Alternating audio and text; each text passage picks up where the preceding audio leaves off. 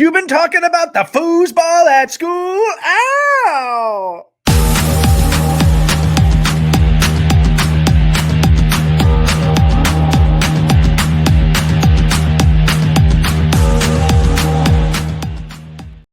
Good morning, good afternoon, good evening, wherever you are. We hope it is good. Thank you so much, as always, for joining us here at Geeks Who Like Sports. I am Ray Carsillo, and beautiful, well, very much on fire, Los Angeles, California. Join my best for the entire world, Lee Elias.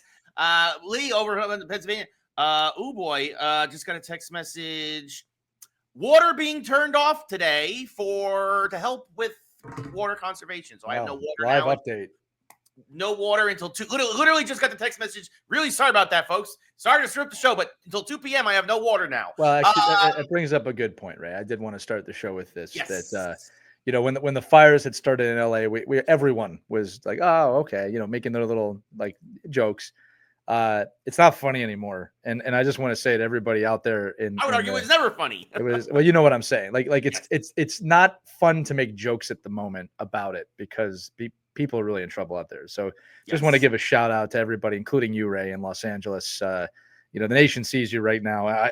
I'm trying to say, when people like to politicize things, people like to find the humor in things, and I think that collectively as a nation now, we're like, okay, it's not funny anymore, right? Like this is becoming a real issue, and you can see people unite over it, which is actually a nice thing. But just wanted to give a shout out to everybody out in Los Angeles in that area. I know we have a lot of listeners out there. It's impossible not to think about you right now. So I hope that these fires end soon. I know you guys had some big wind gusts today, the Santa Ana winds. And again, for the rest of the nation, I don't think we talked about this last night. I do not think people understand how powerful the Santa Ana winds are. And I said to you last night, Ray, I said they're powerful enough. They named them, right? They named them. Annual hurricane level winds. They are Right. annual hurricane level winds. Again, they're going to gust up to 70 miles an hour today, which is hurricane level. The reason why the fire got out of control to begin with was the fire started during 100-mile-an-hour winds with the Santa Ana winds. And unfortunately, the reason why, and that's why the firefighters could not get to the fires quickly to contain this, was because they could not get the air support that they needed, right? The water carrying planes and helicopters, because they couldn't fly in 100-mile-an-hour winds. Right. So, and that's why this situation got as bad as it is to begin with. But if you want to, again, folks, if you are listening and you are able, donate to the American Red Cross. That is what everyone out here is saying. That is the best way to help if you feel you can help. If you don't know anybody directly and you want to assist, that is the way to go. If you are couch local, potato job's looking really nice right now, Ray. Oh yeah, oh yeah. My bags are already packed, quite literally. I believe you. Yeah, I'll just say it again. Look, we're thinking about you out there, and for those of you wondering, no, it is not like a candle with the wind. The oxygen feeds fire. Fire thrives without rain, and everything out there is dry because there's no rain. It is a perfect storm. Well, and that's the thing is that the last 2 years, LA has had record rains, which has made everything very lush and very green, and it looked very nice. But then winter came, and unfortunately, it has been we now had 2 years of record rain, and now a record drought again, where we've had 1/10 of an inch of rain since last January. The last 4 months, but like very, very, again, very, very little rain. No rain. Last January. So now all the growth from those 2 years of rain dried out, died, and became the perfect kindling. And unfortunately, like you said, like this was a perfect storm of elements and whatnot. And look, there's gonna be plenty of time to point the finger and the blame at our dumb mayor and at other people as time goes on. But as of right now, we just need to we gotta rally and come together. And that's what I mean by not funny. Like it's not. Yeah, it's just not like that anymore. This is a national disaster, and we need to treat it like that.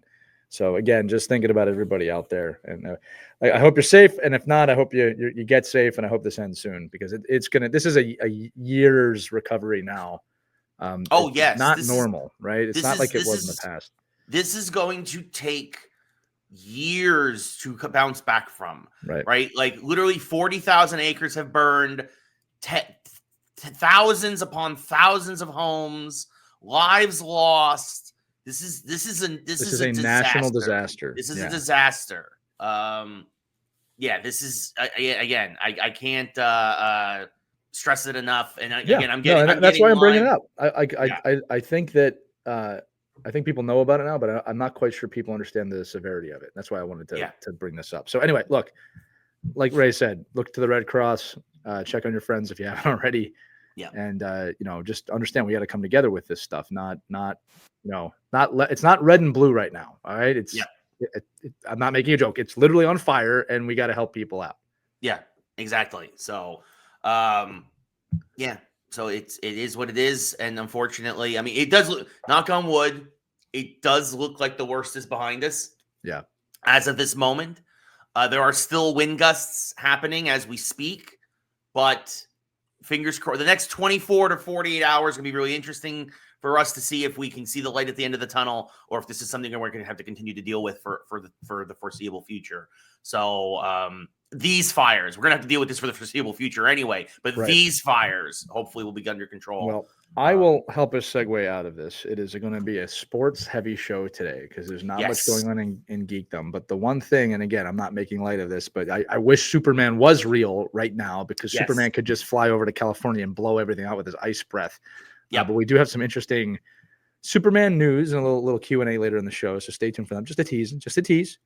But this is going to be a football heavy show today on Geeks Who Like Sports. We have the NFL championship game set. We have the college football championship game set. And that's about it. Yeah, it's been a really quiet week, folks. Understandably. in terms of, and again, in terms of the news cycle has been dominated by what we just discussed. And so it's been, in terms of sports, not a whole heck of a lot going on. And not a lot in the geek world. That will change, obviously, in the next few weeks. Well, and we do know that I've been reading a lot of geek news has been halted, believe it or not. Center of the geek world is LA. So a lot of geek news has been halted. Trailers have been halted, and correctly trailers, so. It's not a good look when it's like, here's the new Superman trailer. Yeah, it's not a good look right now. Oscar voting's been halted. Everything has come to a standstill, and like you said, understandably so. Yeah. So it is. So we will as well. How about that? Yes. Yeah. So we're moving on. I mean, and I guess that's a perfect way we'll segue into the NFL. We'll start with the game that was most impacted, to where it had to be played at a neutral site last night, which was the Vikings and the Rams. And even though both teams had to travel, the Rams were the only one who actually showed up. Well, makes sense. Yeah. Well, yes, and we're going to discuss this because obviously the Rams we're going to take on the Eagles. We'll get into our predictions later, but the Rams played like a team that had something to play for. Right. They played like a team that was inspired. They played like a team that was carrying a city on their shoulders. And they tied an NFL record, 9 sacks in the game. They tied 6 sacks in one half, also tying a record. And the Rams, we both picked the Vikings, but we were wrong on that one, Lee, because the Vikings, both 5 seeds actually, one of the 5 seeds showed up. And the Vikings got absolutely demolished. Sam Darnold looked like he did in his Jet days. And the Vikings, this is a fun fact. The Vikings lost 4 games this entire year. Twice to the Lions and twice to the Rams. That's interesting. And that's it. Yeah. And that's it. And their season's over. I'll say this. It shows you how important identity can be to a team. LA obviously feeling the fires right now and using that as a reason, and using that as something to push them and motivate them to play. And they all said that after the game, that they understand, hey, look, we know LA's watching. We know the world's watching. With Minnesota, and we've talked about this so many years in a row, you showed up to play a regular season game. And yep. I don't know how you were not prepared for a team that was going to unleash hell on you. Yeah. You looked like a regular season team. You played like a regular season team. You got beat by a playoff team. And you can say whatever you want about motivation. You got to show up to play. I mean, you got to know that they're going to show up and ready to kill you. It's not the regular season. This is literally do or die football. Now, not every loser this week that we're going to discuss played like a regular season team. Some teams just lost to another team. Yeah. But the Vikings, how are you not prepared for that onslaught at a neutral site, which was, by the way, more Vikings fans than LA fans. It was 60-40 in favor of Minnesota. We also have to give a huge shout out to Arizona. Really taking care of LA. If you guys watched the game last night, they really did everything. I mean, they painted the field. They obviously flew in the Rams and Yep. I believe the Vikings. Like they sent their jets out, Yeah. concessions. I mean, they did everything they could, and they did it in a week. Yeah. Which is pretty incredible when you think about it. So we got to Yeah. give the Cardinals organization a huge shout out. That's the Yeah. NFL coming to protect us. That's a great story. It really Yeah. is a great story that one team would help another. It goes to Yep. show you that it's a business, right? They want to help each other out, but it also shows you that there can be humanity in professional sports, Yes. right? And that some things are bigger than the game, and we got to remind ourselves that. Yeah, no, and absolutely, and the Rams showed up, and the Vikings didn't, and again, yeah, to your point, the Arizona Cardinals organization did a bang up job for They did LA. everything. They flew up all the Rams, their families, their pets, everything. Yeah. And then yeah, I mean, and Lee, to your point about the Vikings not showing up, some of it was Darnold's fault. Yeah, like he just didn't look ready. Yeah, no. But also that offensive line got absolutely obliterated. Like there were some days he just didn't have. He had 2 pass rushers in his face on half the plays. They said in his entire career he had never been pressured that much. Right. And that at some point you need to start putting 2 running backs in the backfield. Right. You got to start protecting your quarterback a little bit. And it was clear again. Look, McVay, they say he's one of the best coaches in the NFL for a reason, even though he's only 39. God, I'm 39. Oh my God. Existential crisis. Anyway, no, midlife crisis. Go see my comedy show on the 17th. Anyway, we've got, no, I mean, you've basically got a team that did not adjust. Right. The Vikings did not adjust. You give up 6 sacks in the first half, and that's not adjusting. Like that should not have happened. It's not like the Rams were going to stop coming at you. I'm going to say this too. Look, I would expect a first quarter onslaught from the Rams. Like you should expect that. Sure. I don't expect the first half. I mean, it wasn't even a half. It was the whole game. I mean, Minnesota had a little life in the second half. Yeah, but then it was too late. It was way too late. It's like you have to make adjustments. And again, I know these football coaches love to have their plan. I would question, Ray, how good of a coach you are if you cannot make an adjustment in the middle of a game like that. Yeah. We've seen this, but we saw this Atlanta in the Super Bowl against the Patriots. I mean, you've McVay can do that, by the way, because McVay's a genius. Yeah. All right, but it's the team that you got to be able to pivot and adjust. And again, they just seemed unprepared to me. All right, and I might be wrong. I'm sure they were there watching film all week, but I think from a mental standpoint, they were unprepared.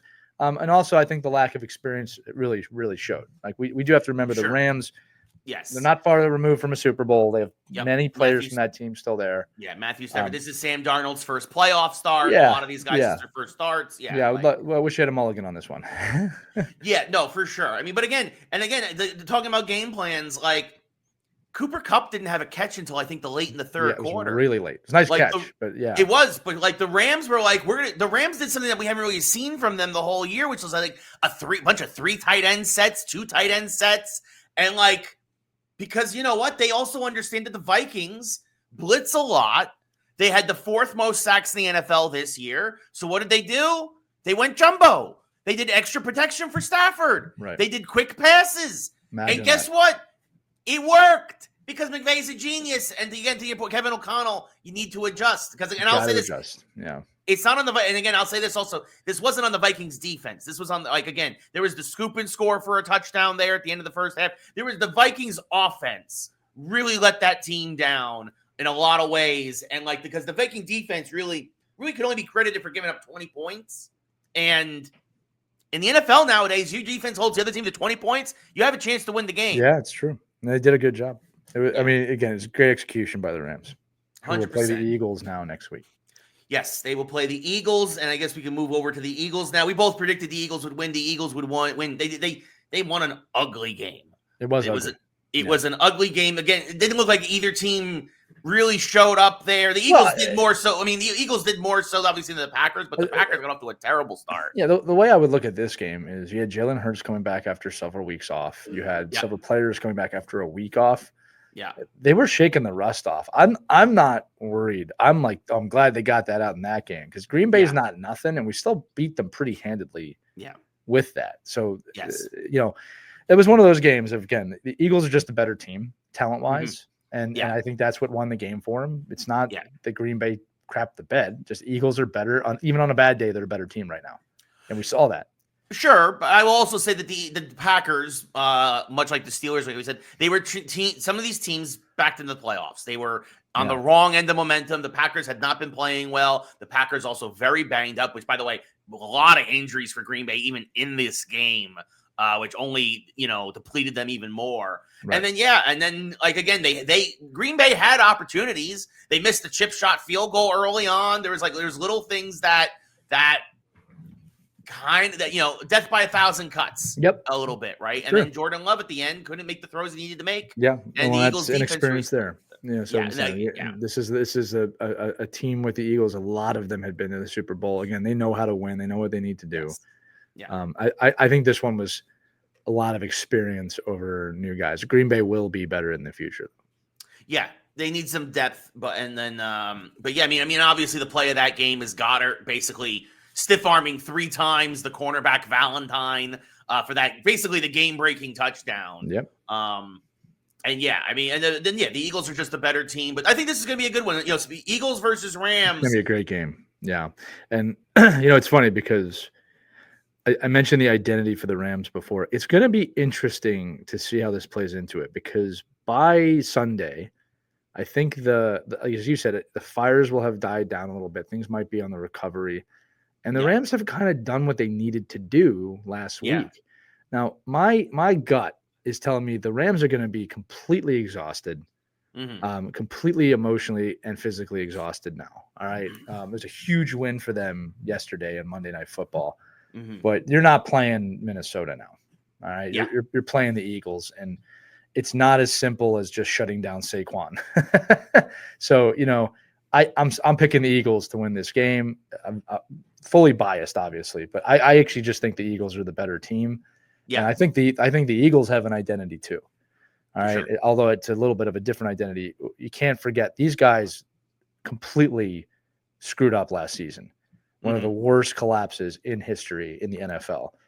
That's part of their identity this year. And while they feel for LA, they're not here to get walked over like the Minnesota Vikings just did. They're here to win. And they're going to be in Philadelphia, which is a major. That is a big deal. That is a big deal. Okay, the Rams will literally be in hell.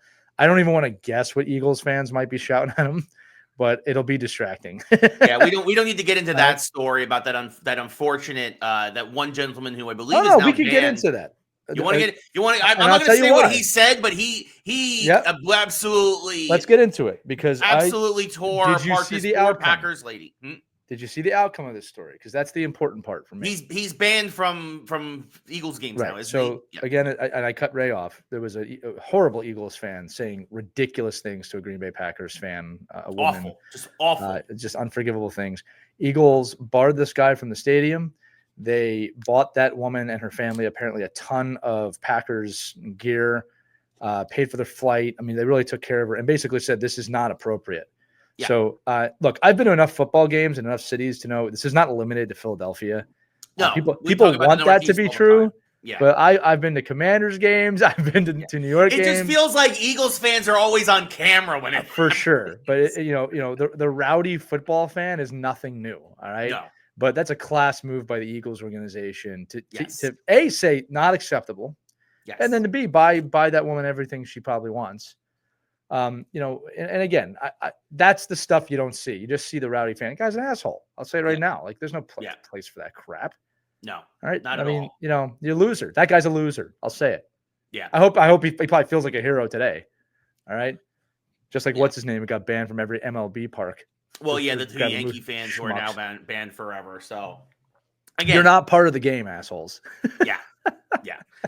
Oh, goodness. It's going to get to a point where they're just going to keep raising the fences. Yeah. They're going to Anyway, Ray, Eagles, Rams, your pick. Yeah, no, I'm gonna agree with you here. I think it's gonna be a good game. I think it's gonna be a close game. Both teams have a lot of experience, but I think that a big difference is that this is gonna be in Philadelphia. Sure. I think the Eagles have the talent edge. I'm taking the Eagles as well. I think this is gonna be like a 28-24 Eagles win. I think it's going to be a one-score game. I think that's close too. Yeah. I think the Eagles, I think the Rams are going to run out of gas. I think similar to you. And I think that they might come out on fire. They might score like a quick touchdown or something. But the Eagles. You're not in LA. I don't know how to say this. It's not going to be interference. And the Eagles are a better team. And we, Yeah. Again, barring the Eagles have to lose this game. It's really not for the Rams to win. Right. Right. But again, the Rams, though, again, they have something to play for, and that does make them dangerous. That's not something they cannot be overlooked, and they are a team I just think they are going to be exhausted. They were displaced. They had to go to Arizona. They showed up. I just think they're going to be exhausted, whereas I think the Eagles are now warmed up. Yeah. Yeah, no, for sure. So the Eagles beat the Packers. We talked about the other team that really kind of backed into the playoffs there was the Steelers. The Steelers got obliterated by the Ravens. The Steelers, basically, they lost 5 in a row. They lost 4 in a row to end the regular season. Then they lost their last, obviously, the Baltimore game in Baltimore. And the Ravens, they look like a team that's going to be dangerous. If the Ravens play like this going forward, the Ravens are going to be very dangerous. Derrick Henry was running the ball amazingly. Lamar did just what he had to do. You didn't know if he was running it. You didn't know if he was passing it. When he passed it, he made the plays he had to make. That's why he's an MVP candidate. I mean, we both picked the Ravens. They win by 2 touchdowns. Honestly, a lot of these games, only one of these games was really very competitive the whole weekend. Yeah, it was like the one we predicted to be competitive. Yes. Yeah, I mean, Lee, any thoughts on the Ravens giving the Steelers a shellacking? Here, by the way, Steelers now, people are talking about firing Mike Tomlin, which I think is ridiculous. What are your thoughts on that? Because there's not much to talk about with the actual game. Really. I mean, it's amazing when you can have a coach with that kind of a winning record. You want to fire the guy. He's never had a losing season. I mean, look, you can make. I'll make it. Won a Super Bowl. I'll make it real simple. It's one of two things: either management's not providing him with the players to get him over the hump, or he doesn't know how to get the team over the hump. But he has gotten the team over the hump. So it's like. It's like when he had Ben Roethlisberger, they were a perennial powerhouse. Now he's got Russell Wilson on the downturn of his career and Justin Fields as a reclamation project. I think he's actually doing more with less now. Like I think Steelers fans, you're lucky you're in the playoffs. Yeah, I think Tomlin is the reason that you are. Yeah. All right. So you might want to think twice about that. Again, you never make those decisions the day after the season ends. That would be stupid. And I'll tell you what, that's one of those situations. If you fire him, someone else is winning big. Because they're going to get him. You get Chicago, Dallas. New Orleans. They're going to be on the horn with him. Miami. Dallas. Dallas. Yeah. Oh, my gosh. Yeah. Which, by the way, Mike McCarthy, no longer the Dallas Cowboys head coach. Got to love the spite out of Jerry Jones, who, while he was still under contract for 1 week, was like, I'm not going to allow you to interview with the Bears. And then as soon as the contract was up, he's like, yeah, we're not renewing your contract. That's horrible. Jerry Jones. That's Jerry World. Jerry World. Anyway, the Steelers, they need a quarterback. That's what they needed since Ben Roethlisberger retired. They need a quarterback. So no surprise here. The Ravens have a quarterback. The Ravens advance. The Ravens are also going to take on a team with a quarterback, the Buffalo Bills. The Bills, again, not surprisingly. I mean, yes, Denver missed a field goal there at the end of the half. That would have made it a little more interesting, a little tighter. But the second half was all Buffalo. The Bills dominated. The Broncos are going to build on this. The Broncos are going to be a dangerous team in the next couple of years. I still really like Bo Nix. Also found out after the game that he was playing with a bad back. The Bills shellacked the Broncos. The Broncos are a team on the rise, but not surprisingly, the Buffalo Bills circle the wagons at home. I think it's the 5th straight year they've won in the wild card round now. The Bills handled their business. They will now host the Ravens next week. Lee, any thoughts on Buffalo and Denver? Just that Denver is going the right direction. I mean, that's a team to watch 3 or 4 seasons from now, and the way that they're building. But again, the divisions and the conferences are top heavy, and the champions are the champions right now. I mean, it's going the way we thought. Yeah, no, for sure. So the Bills have won 5 division titles in a row. Again, 5 straight wild card games. Josh Allen looking like another MVP candidate. Lee, this is the game of the week. Easily. Bills versus Ravens. It is the Sunday night finale of the divisional round. Who are you taking here in this in this game? Which, by the way, for for folks who are bettors, not that we are or we're discounting that, but if you have a problem, call 1-800-GAMBLER. Blah blah blah blah blah. This is a pick'em. It really is, and I'm picking the Bills just because I think that they have a bit of a more story. I think they have a more well-rounded team. I think they're hungrier, but the Ravens could really win this game. Absolutely. But again, I'm making a pick. I'm picking the Bills. I think it's going to be Bills, Kansas City. I think it's going to be Buffalo as well. Yeah.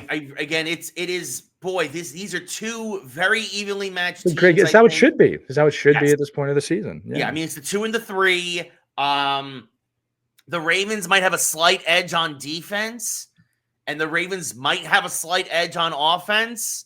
But you're going to Buffalo. Right. That's why I'm picking them. It's just the slight little edge like that. It's going to be freezing up there.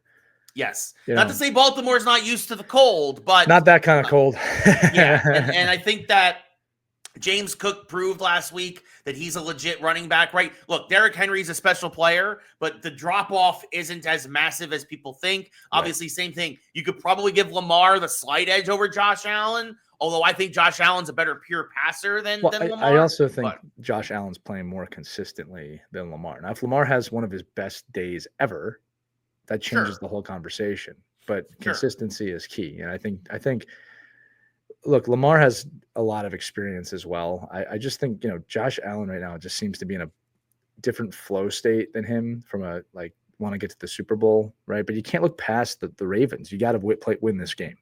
Yeah. Yeah, no, absolutely. And it's going to be interesting to see what happens. Again, we're taking the Bills. This could come down. This could be an overtime game. This could come down right down to the wire. They should be hard to pick. They should be hard to pick. It's probably going to come down to whoever has the ball last. Right? Maybe. Yeah. Absolutely. As it did with Washington, which we'll talk about shortly. Yeah, but first, talking about teams that love to have the ball last. The Chiefs are going to be welcoming the Texans to Kansas City. The Texans. This was a game. Again, I was shocked. The Chargers did not show up. Justin Herbert threw 4 interceptions, which I think was as many had thrown the entire year or something. The Charger defense did all they could, but the Charger offense, very similar to Minnesota. I don't know what happened to the 5 seeds this week, but they got snake bit in what I thought were very winnable games for them. Yeah. And they got absolutely shellacked. Look, Jim Harbaugh, we said at the end of the year, Jim Harbaugh, first-year head coach with the Chargers, obviously a lot of coaching experience, but first year with the Chargers, turned that team around very quickly. But they did not show up in this first-round matchup. They had the early lead. They came out on fire, and then things settled down, and the Texans were like, oh, yeah, this is our home turf. And then C.J. Stroud played great. Yeah. They were running the ball. The defense played great. I still don't think quickly any thoughts on the Chargers and Texans before we go to the look, Stroud is going to be – he might want to be a Super Bowl quarterback one day. I give it a couple of years. I give it just a couple of years. Look, the Chargers have just as much to play for as the Rams did. So I was a little surprised that they didn't partake in that, I guess. But no, look, good for the Texans, dude. This is them coming alive as well. You're starting to see people separate themselves from the pack. I don't have much else on that game. It's just you didn't show up to play. It was a regular season game for you. And that's the thing. And it's a lot of people thought the Texans, because they played in a soft division, they kind of just waltzed into the playoffs. And a lot of people in LA, which LA sports media is some of the worst in the world. There's nobody out here knows what they're talking about. They kept calling this a bye week for the Chargers. And by the way, you don't think the Texans, but by the way, they actually showed it that their coach was DeMarco. I can't think of his name right now. That guy.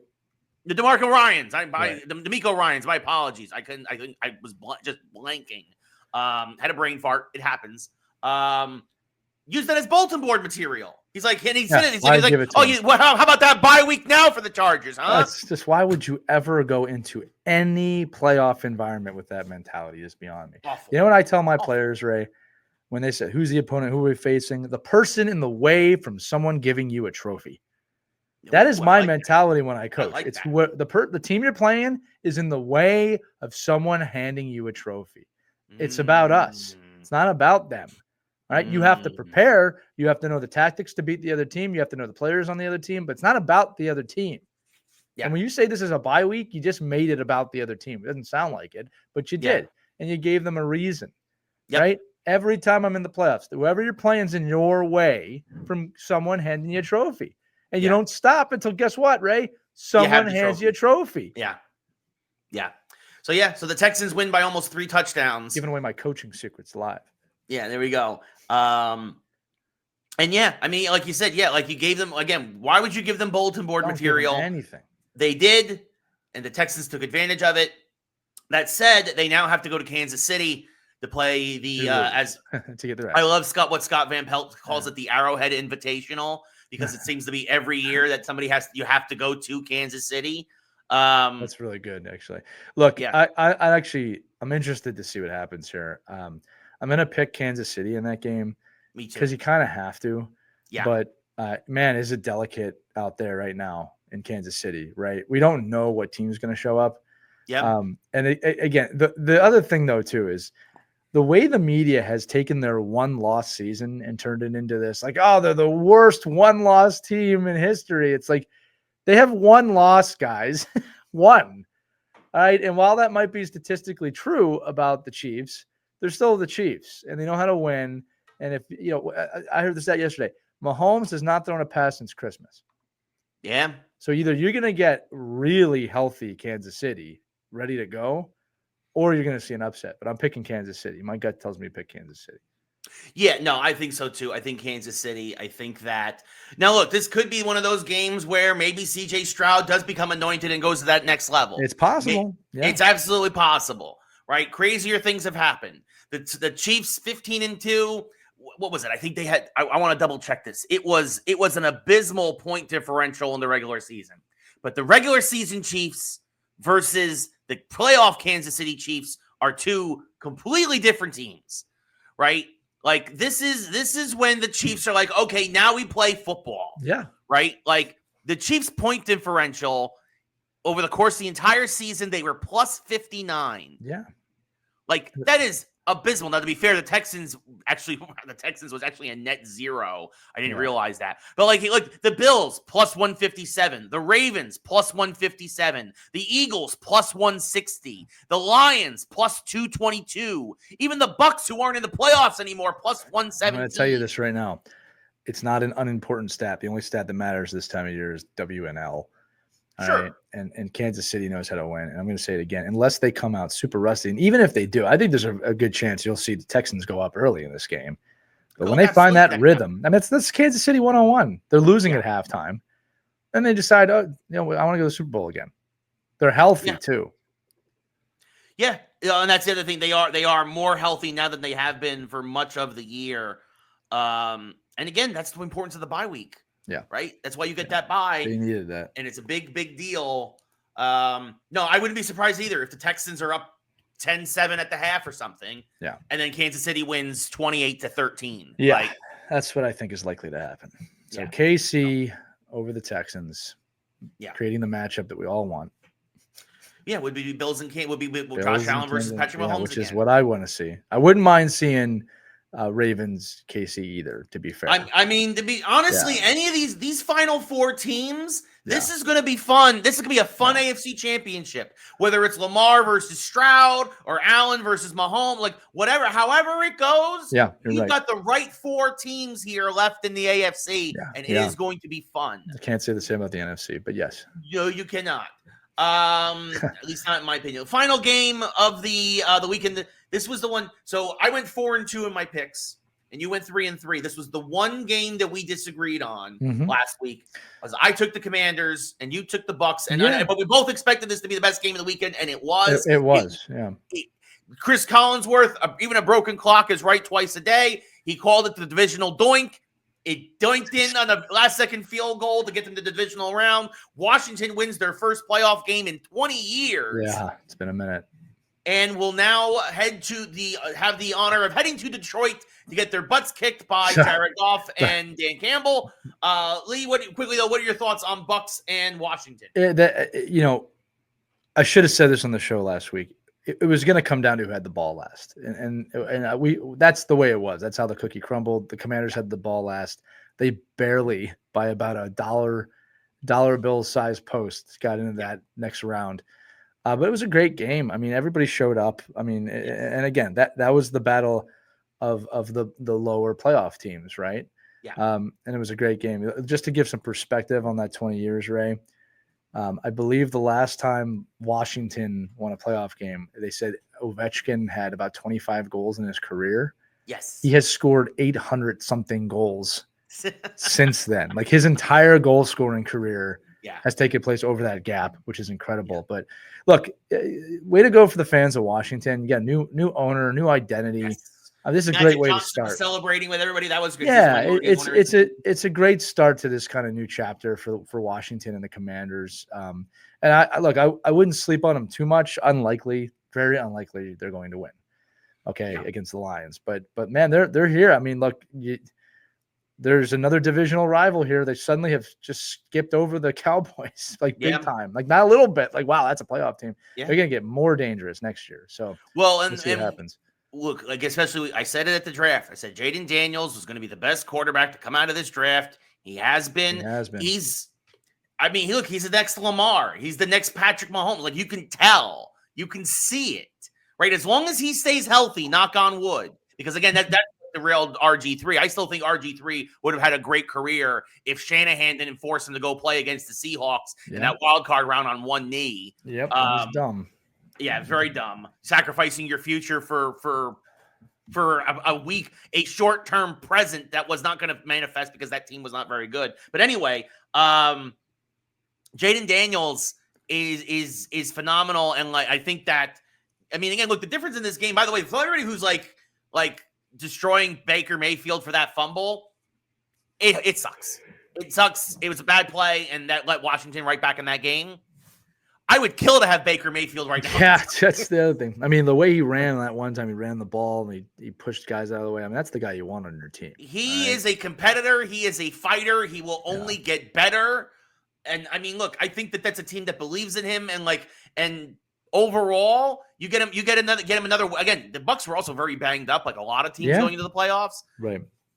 Don't blame Baker Mayfield. I'm a big Baker Mayfield fan. He is a hero to me after that game. I'm not. You don't pick one play again. Actually, you know what? You do pick one play. The play where he ran over two Commanders. Yeah. You want that guy as your quarterback. All right. Yeah. Period. Yeah. Yeah. It's that simple. It's that simple. Right. Lions, Commanders, both picking Lions. I think we all picked the same teams this week. Yeah, we did. We all picked the same team. But I think that game may be closer than people think, but I think the Lions are going to run away. The big question mark is going to be how healthy has the Lions defense gotten? I know Alex Anzalone came back in the last game of the season, which is a big deal for them. He's only going to be stronger. Right. The Lions defense, they also get David Montgomery back, which means their two-headed running back monster now is back at 100%, with Sonic and Knuckles, Jahmyr Gibbs and Montgomery, which, by the way, I love that nickname. That's a great nickname. Used to be Thunder and Lightning for the Giants back in the day. Sonic and Knuckles way better. But their two-headed running back attack, obviously that offense. Here's the thing. Even if the Lions defense struggles to contain Jaden Daniels, what's the Washington defense going to do for that Lions offense? Nothing. Even if this turns into a shootout, I think the Lions have the advantage. They literally just had a shootout 2 weeks ago in San Francisco. They did. Which I get. San Francisco's not playing as well as they did last year, but this is a battle-tested team. This is a team with something to prove. This is a team that is driven. It's going to be in Detroit, which is going to be a madhouse. You got to go with the Lions. Yeah, you got to go with the Lions. So. Sure. Eagles, Bills, Chiefs, Lions. Eagles, Lions, and Bills, Chiefs. That should be a fun. If that happens, to be a fun. We've been predicting that since the halfway point of the season. Yeah, pretty much. Those are the four best teams. Those are the four teams that should be in the conference championships. And then hopefully it's no offense, I hope it's Bills, Lions, just because then somebody has to win. Somebody has to win. No, I don't. I hope it's Eagles. But I know you want the Eagles there. I know, and that's fair and that's fine. But I'm just saying, I would love to see Bills Lions, because then finally one of these cursed franchises will no longer be cursed. Yeah, but I also would like my franchise to win. So that's of course. Of course. Yes. I would like to see actually Eagles Kansas City for a little bit of a rematch, to be honest with you. Which nobody else wants that. That's just me and Kansas City. Yeah. Yeah, pretty much. Oh goodness. Yeah, so there we go. Those are our divisional round picks. Again, Eagles, Bills, Chiefs, Lions. Moving over to college now. The college football. Again, we've got in the National Championship League, we have the 7 and 8 seeds. Yep. Amazing. Notre Dame, Penn State was an instant classic. Penn State made what people are going to remember for Drew Aller's career now might not be for his whole career, but definitely going to remember that bad interception there. Oh, it's brutal. To end basically set up Notre Dame in game-winning field goal range. I mean, again, one play does not make or break a game, but Penn State had a couple of opportunities to seal the deal. And that game, they were up big, and they let Notre Dame hang around. And the Fighting Irish had fought their way into the championship game. And then the one we did predict correctly, which we were not surprised. I mean, to be fair, this was a touchdown game. This was 21-14. Ohio State was up on Texas. And then that scoop and score at the end, people were like, oh, it was a blowout. It's like, it wasn't a blowout. It was literally Texas was driving for the game-tying touchdown, and then it was a scoop and score in the red zone, by the way. And that's how Ohio State wins by 2 touchdowns. Ohio State, though, was the better team. Yeah. As we predicted. But Notre Dame versus Ohio State, this should be a fun one, Lee. That sounds like an instant classic, right? Yeah. I mean, thank goodness for this playoff format, because we would have had Oregon and oh God, yeah, I mean, Oregon and Georgia was I mean, this was already better, right? Yeah. And this is a pure Macho Man. The cream rises to the top. All right, the cream of the crop rises to the top. I mean, and it happens. All right, so this should be. I was hoping for Ohio, Penn State, but again, Penn State, Notre Dame. I mean, there's another classic, like you said. So it's gonna be great. Really tough to pick a winner, but if I have to do it, I'm picking Ohio State. I agree. I'm picking Ohio State on this one. I think that this seems like a team that, you know, in a weird way, kind of like the Texas Rangers, right? We talked about it, the Texas Rangers who lost their last game of the year and lost the division a couple of years ago, and then had a chip on their shoulder, was mad that they had to play in that first round. Similarly, Ohio State loses a game they should not have lost to Michigan, 13-10. That knocks them down all the way to the 8th seed. And it seems like they got mad. They are mad. Yeah. Right. Like they're talking about their coach. They're talking about their coach being on the hot seat, all this other stuff. Yeah. And Notre Dame was just kind of right where they should have been. You know what I mean? Yes. So again, Ohio, we'll see. We'll see what happens here. No, I know a lot of people want Notre Dame to win, and I know a lot of you think it's ordained that Notre Dame should win, but that is not how anything works in pro sports. No, I know Ohio State's in my opinion, Ohio State's the better team. They are. Yeah. They are. And it shows you how the rankings are poo-poo. Yes. No. But why the playoff is so important. This is a complete success this season. Success. Absolutely. As Bama's watching on the outside, like, can we try next year? Can we play? Maybe if you earn your way in. Yeah. I still think it was right to leave them out. I 100% agree. Yeah. They weren't gonna do what these teams have done. So no. The Alabama dynasty is fortunately kaput. The window's closed. Especially if Jalen Milroe now goes into the draft, but we'll see what happens there. So there we go. Ohio State. I mean, Lee, anything you wanted to mention about the specific games in the semifinal, the Texas or Ohio State game, or Penn State versus Notre Dame? No, I watched the Penn State Notre Dame game. That was, I mean, look, I'm a Penn State fan, right? Just by proxy. Yeah. But it's tough. You know what makes it tough, Ray, is that they're so young. It's like it's a little different in pro sports where you have your full career, and you're making millions of dollars, and then you see the kids, and they are kids. Yes, you know, I mean, they're gigantic kids, but they're kids. Yeah. It's like, you know, that interception, you could see it, like the inexperience on his face afterwards. Yep. And I don't mean that in a mean way. Like, I mean, legitimately, you could see like, oh man, that was a dumb play. Like that was a dumb throw. Yeah, you tried to force something, and you can't do that in a situation like this. Yeah, that's a little tough when you're seeing. You can forget how young these players are. Yeah, I mean, I could be their dad. Yeah, a lot of them in their late teens, early 20s. I mean, there's a couple of them who are 7-year seniors, you know, but they're going to be doctors. That's not true. But that's a no. I know, I get it, but like, it's there's the point I'm trying to make. There's some drama with college football that doesn't exist, I think, with professional football. Yeah. And I appreciate that. And I just do want to give a big shout out to college football. This was correct. What you've done here was correct. Ray, again, you and I accurately predicted that these underdog teams would be there at the end. Yes. Which is how it should be. It's also going to force college teams to start thinking about their rosters, thinking about the postseason. Yeah. Not everything's riding on being 1 or 2 anymore. You just have to get in. Right. So the onus of losing a game and dropping from 2 to 8 should not be the be all end all of your season anymore. Now these games really matter. So this was a great job by college football. I will say it now, no matter what happens in the national championship. This is the greatest college football season I've ever witnessed. I know a lot of people will disagree with that, depending on who your teams and allegiances are. But the big final question, we'll do this like real news. A lot of national championship games are dud games. They are boring. Not all of them, but they're field goal games. And it's like they're not the big epic contest that you want. Ohio State, Notre Dame, you got to deliver in this game. And it's the cherry on top. It's already the best college football season ever. This is the cherry on top if you can make this just an epic game. Yeah. No, it's going to be – it's going to – yeah. I mean, but and here's the thing. More so than ever before, I'm going to be like, I'm interested. I want to watch this. I'm interested too. But like, again, college football fans are going to kill me for this. I just think a lot of national championship games have been boring. Oh, not absolutely. All of them. Not all of them, but a lot of them. Yeah. Yeah. They just never seem to live up to the hype like a Super Bowl. All right. Well, and again, it's because a lot of these teams aren't quite battle tested the way because again, there wasn't a playoff, right? Like again, we almost had Oregon, Georgia. That would have been awful in hindsight. Right. Like it just. It's one of those things. This should be. I mean, hopefully this delivers and makes us look like soothsayers. But this is going to be fantastic. And again, with NIL, with all this other stuff, with the recruitment process now, the game has changed. We will talk about the transfer portal in the future. I do want to mention one quick transfer portal, which I thought was fascinating. Carson Beck, the Georgia winning national championship quarterback, transferring.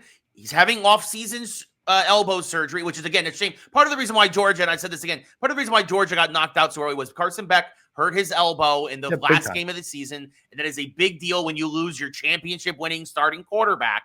Yes. He transfers to Miami for next year, partially to kind of reprove that he'll be okay before entering the NFL draft. Partially, I've heard, because that's where his girlfriend goes. So, which...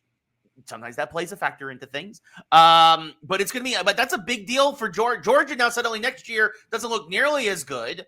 And suddenly Miami looking to replace Cam Ward with another possible top tier quarterback. Yeah, it's a new world in college sports, man. Yeah. Unbelievable. So, So that's a short show. We're not done. I got a couple minor geek things. You have to have something. All right. So the first thing is the show Skeleton Crew ends tonight. The 8th and final episode of this season ends tonight. I am extremely happy and satisfied as of right now with this show. They have set up this final episode, though, Ray, as Star Wars typically does, of can you land the ship? Yeah. And I think that without giving anything, with no spoilers here, without giving anything away, they are in a position to do something really cool here. If that goes the way I think it's going to go, not only will it end well, but it will open up a really brilliant second season.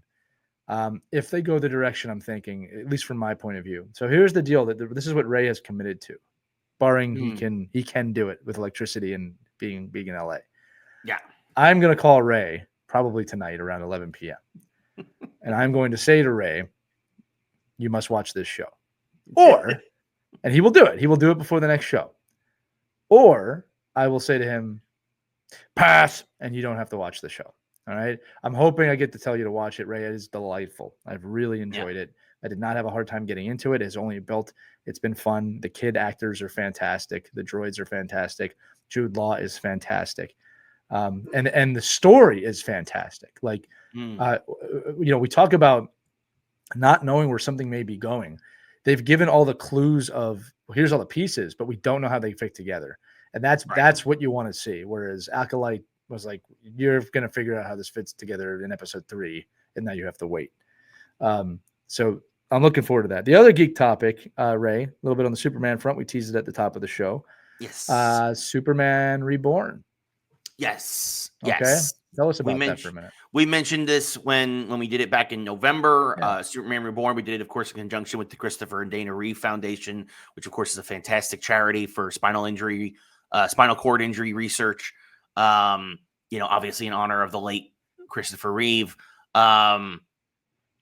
We did a stage reading of the unmade fifth Superman film. This was the script for what it was never before seen, first edition of the script, because later on Warner Brothers would give their notes and whatever in the process. And that a later version of the script did leak on the internet. But this was a never before seen, never before read, never before seen version of the script. Christopher Reeve had signed off on it. Margot Kidder was supposedly back on board with it. And it was supposed to be a conclusion to the Christopher Reeve Superman saga, right? Brainiac was the villain. It was really supposed to be a great way to kind of just put a bow on that era of superhero films. Obviously, it would never come to fruition for a variety of reasons. Warner Brothers sucks. And then, of course, Christopher Reeve, of course, had his unfortunate accident. But yeah, we, with the blessing of Elias Salkind, of course, the producer who produced the first 3 Superman films with Christopher Reeve, and Mark Jones, the writer of this script, we did a stage reading in Hollywood back in November. We recorded that stage reading. It is now available on YouTube. It is on the page of David Coker, my producing partner on this. It's on his YouTube page. It is not being monetized for several reasons. A, we're not looking to make money off of this. We did this for charity. Also, B, this will allow you to watch it commercial free. You're not going to get interrupted. It is a 3-hour performance. There are some breaks and stuff. And there's also part of that is also the Q&A at the end that I did with Elias Salkind and Mark Jones. So it's more like 2 hours and 40 minutes if you just want to watch the actual stage reading. It's now available, and we implore you to watch. Again, we implore you to donate. There is the link to the Christopher and Dana Reeve Foundation. If you, again, a lot of asking for donations. If you don't want to donate to the American Red Cross for us here in LA and would rather donate to the Christopher and Dana Reeve Foundation, go to David Coker's page, watch Superman Reborn. We'd love to see it. It'll make you feel good either way. So, Ray, let's just, me and my journalistic nature, let's give a little tease for people. I'm going to do a quick Q&A with you on here. Ray served as the narrator. Yes. In this read, which is actually a pretty substantial part, obviously. Yes. Right. Let's 2 questions. Okay. First question is this. And again, you can tease a little bit here. So we want people to watch. What was the big scene in the film that made your eyes open wide? You don't have to tell us the result, right? But what was something that happened in this script? You're like, wow, that's really good. I wish I had seen that.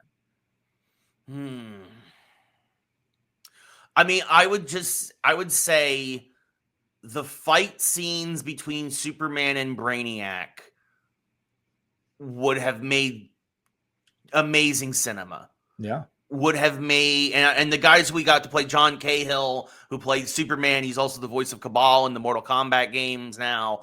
And Jamal Henderson, who played Brainiac, he'll be in the Michael Jackson biopic that's coming out next year. He's playing Jermaine. 2 just incredible actors who I'm fortunate enough to work with on a regular basis as part of my the group that I'm part of, Deadline Junkies, which is, of course, we specialize in stage reads and cold reads and whatnot. I meet every Monday with them typically. I just, those fight scenes and the 2 of them squaring off, representing these characters. I mean, John did an amazing job channeling Christopher Reeve. Jamal brought such strength to Brainiac. Those 2 butting heads, a truly worthy opponent to Superman in terms of strength and whatnot. I think that just would have been epic to have seen, and I got very excited while reading the action scenes. So I can't wait to see that. All right, second question, final question. Yeah. All Superman Christopher Reeve films have some comic relief. Obviously, in the first one, it's Gene Hackman and Otis. Yes. Luther and Otis. Obviously, Pryor in the third film. Before just Nuclear Man in general being pretty funny in the fourth film. Yeah. Who is the comic relief in this film, and how does it come across? So I will say what was interesting about this is there's less comic relief. Sure. Because you have to remember the script. So the script was written in 1990. This was right on the heels of Batman 89. So, and I think they also learned from their mistakes in Superman 3 and 4. Yeah. And they really toned down. Like, there's a couple of winks and nods. There's actually the tease, the opening, Superman first appearing is somewhat comical. But after that, the film as in general has a pretty serious tone, I think, that Wow, interesting. folks will not probably anticipate. There's a couple of lighthearted moments, especially spoiler alert, especially when they go to the shrunken city of Kandor. But for the most part, it is a more serious take on Superman. Yeah. And I think they do a very good job. And I think that what's sad is that this was never made. But if they had continued with this tone of Superman, I think it could have continued into the 90s and beyond. Well, and we saw that in the Donner cut of Superman 2. That was a much more serious film that they kind of they kidified, I'll say that. So that's interesting to hear about how Batman may have influenced this film. But yeah, Ray, no, thanks for doing a couple questions there, because I want to garner some interest for this. And I think that those two questions specifically are, reasons to listen or to watch.